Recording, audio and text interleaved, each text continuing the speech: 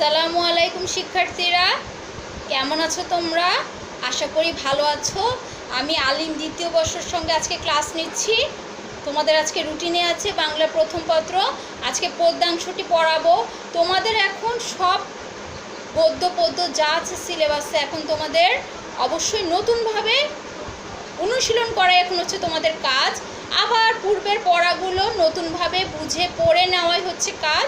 সেজন্য আজকে তোমাদের জন্য বেছে নিয়েছি প্রথম পদ্যাংশটি, বিভীষণের প্রতি মেঘনা। দেখো আমি বোর্ডে লিখেছি বাংলা প্রথম পত্র পদ্যাংশ বিভীষণের প্রতি মেঘনা। দেখো লিখেছি শব্দার্থ চরিত্র সমূহ। এই কবিতায় যে চরিত্রগুলো সমাবেশ ঘটেছে, যে ভাবে চরিত্রগুলোকে কি সংজ্ঞায়িত করা হয়েছে, যে নামে তাদেরকে বিশেষায়িত করা হয়েছে, সেগুলোই তো চরিত্র সমূহ। সেগুলোকে আমি খুঁজে বের করেছি। প্রথমে কি আছে? প্রথমেই দেখো 1 নাম্বার লিখে ফেলো। 1 নাম্বার হচ্ছে বিভীষণ, 2 নাম্বার অরিন্দম, 3 নাম্বার রক্ষশ্রেষ্ঠ, 4 নাম্বার কুম্ভকর্ণ, 5 নাম্বারে কি আছে? বাসব বিজয়ী, 6 নাম্বার রামানুজ, 7 নাম্বার রাঘব, 8 নাম্বার রাবণী। রাবণী বলতে কিন্তু এটা স্ত্রীলিঙ্গ না, ঠিক আছে? এটা আমি পড়াবো যখন বলে দেব। 10 নাম্বার 9 নাম্বারে আছে সৌমিত্রী। এটাও মিত্রী বলে, সৌমিত্রী বলে মনে করো না যে এটা স্ত্রীলিঙ্গ, ঠিক আছে? এটা পুংলিঙ্গকেই বোঝানো হয়েছে, আমি পড়াবো যখন। এরপরে শেষে দেখো 10 নম্বরে আছে নিকোষা। এখানে একমাত্র একটি মহিলা চরিত্র আছে, নিকোষা, আর বাকি নামগুলোর মধ্য দিয়ে পুরুষ চরিত্রই উঠে এসেছে, ঠিক আছে? এবং বিভীষণের প্রতি মেঘনাদ, এখানে একটি চরিত্র হচ্ছে বিভীষণ, আরেকটি চরিত্র হচ্ছে মেঘনাদ। যারা কিনা বিভীষণ হচ্ছে রাবণের ভ্রাতা ভাই, আর মেঘনাদ হচ্ছে রাবণের সুযোগ্য পুত্র। সেই অর্থে বলা চলে যে ভ্রাতুষ্পুত্রের সঙ্গে, ভ্রাতুষ্পুত্রের সঙ্গে পিতৃব্যর যে কথাবার্তা, সেই সংলাপ, সেটাই এটার মধ্যে দিয়ে উঠে এসছে। আজকে আমরা চরিত্র সমূহ পড়ব।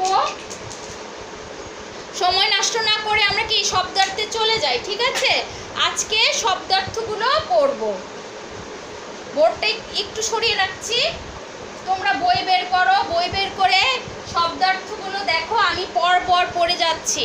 হ্যাঁ, আমি বের করে দিচ্ছি, মাথায় একটু ঢোকাও। মাথায় একেবারে ঢুকিয়ে ফেলো। ঢুকিয়ে ফেললে তোমাদের জন্য সহজ হবে। 1 নম্বরে আছে, খাতায় কি লেখা শেষ হয়েছে? খাতায় শেষ না হলে আমি আরেকবার বলছি, তোমরা মিলিয়ে নাও 10টা নাম হয়েছে কিনা, মিলিয়ে নাও।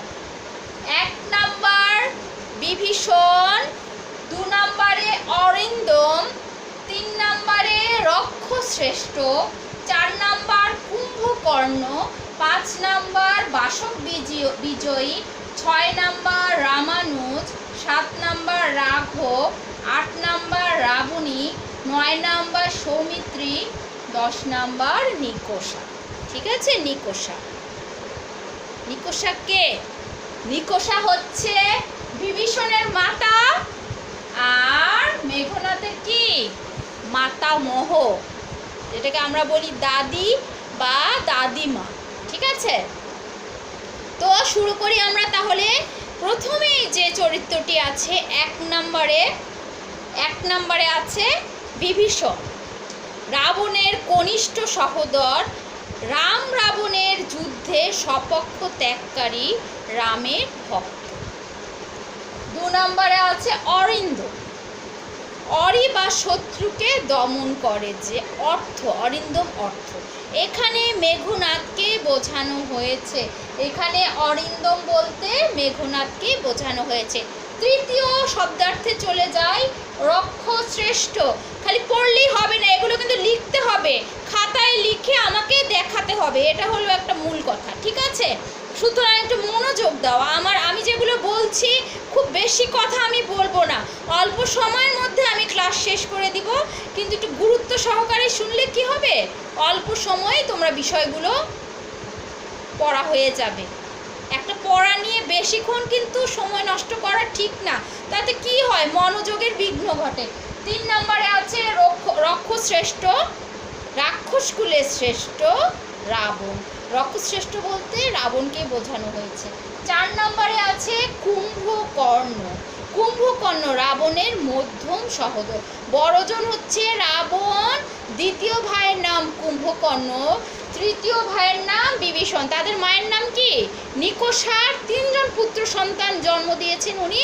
প্রথমজন হচ্ছে রক্ষশ্রেষ্ঠ রাবণ, দ্বিতীয়জন হচ্ছে কুম্ভকর্ণ, তৃতীয়জন হচ্ছেন বিভীষণ।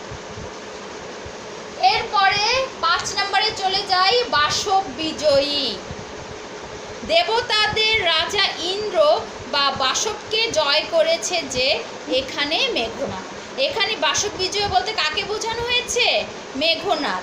একই কারণে মেঘনাদের অপর নাম ইন্দ্রজিৎ। বাসব জয় করেছেন যে এজন্য ওনার নাম কি? ইন্দ্রজিৎ। এরপরে দেখো 6 নম্বরে রামানুজ। রামানুজকে যদি ভেঙে দেখি, রাম যোগ অনুজ, রামানুজ। অনুজ মানে ছোট, রাম তো রাম, রামের অনুজ যে তিনি হচ্ছেন রামানুজ। রাম যোগ অনুজ রামানুজ।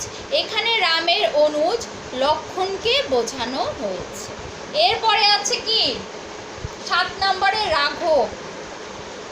রঘু বংশের শ্রেষ্ঠ সন্তান, এখানে রামচন্দ্রকে বোঝানো হয়েছে। রামচন্দ্রকে কি বলা হয়েছে? রাঘব। এরপরে 8 নম্বরে দেখো আছে রাবণী। রাবণী কিন্তু স্ত্রীলিঙ্গ না, এখানে রাবণের পুত্রকে বোঝানো হয়েছে, এখানে মেঘনাদকে বোঝানো হয়েছে। রাবণী অর্থ হচ্ছে রাবণের পুত্র, এখানে মেঘনাদকে বোঝানো হয়েছে। আমরা 8 নম্বর থেকে 9 নম্বরে চলে যাই। এখানে লেখা আছে সৌমিত্রী। সৌমিত্রী, সৌমিত্রী অর্থ লক্ষণ। লক্ষণের আরেকটা নাম কি? সৌমিত্রী। সুমিত্রার গর্ভজাত সন্তান বলে লক্ষণের অপর নাম সৌমিত্রী। লক্ষণের মায়ের নাম কি? লক্ষণের মায়ের নাম হচ্ছে সুমিত্রা, তাই সুমিত্রার পুত্র সন্তানের নাম কি বলা হয়েছে? সৌমিত্রী। তাহলে সৌমিত্রী কে? লক্ষণ। 10 নম্বর নিকষা। আমি বললাম না নারী চরিত্র একটাই উঠে এসেছে, তিনি কে? তিনি হচ্ছে নিকষা, রাবণের মা। রাবণের মা মানে কুম্ভকর্ণের মা, কুম্ভকর্ণের মা মানে হচ্ছে বিভীষণের মা, তার মানে হচ্ছে মেঘনাদের দিদা বা দাদিমা। ঠিক আছে, তাহলে আমরা কি 10টি শব্দার্থ পেয়ে গেলাম? কি কি আমাকে লিখে দেখাতে হবে, এই 10টি শব্দার্থ আমাকে লিখে দেখাতে হবে। 1 নম্বর বিভীষণ, 2 নম্বর অরিন্দম, 3 নম্বর রক্ষশ্রেষ্ঠ, 4 নম্বর কুম্ভকর্ণ, 5 নম্বর বাসব বিজয়ী, 6 নম্বর রামানুজ, 7 নম্বর রাঘব, 8 নম্বর রাবণী, 9 নম্বর সৌমিত্রী, 10 নম্বর নিকষা। তোমরা এই শব্দার্থগুলো খাতায় লিখে অবশ্যই আমাকে দেখাবে, বেশি বেশি করে অনুশীলন করবে, নিজের শরীরের প্রতি যত্ন রাখবে। আর আগামী ক্লাসে ইনশাল্লাহ আবার দেখা হবে। ভালো থেকো সবাই। আসসালামু আলাইকুম ওয়া রাহমাতুল্লাহি ওয়া বারাকাতুহু।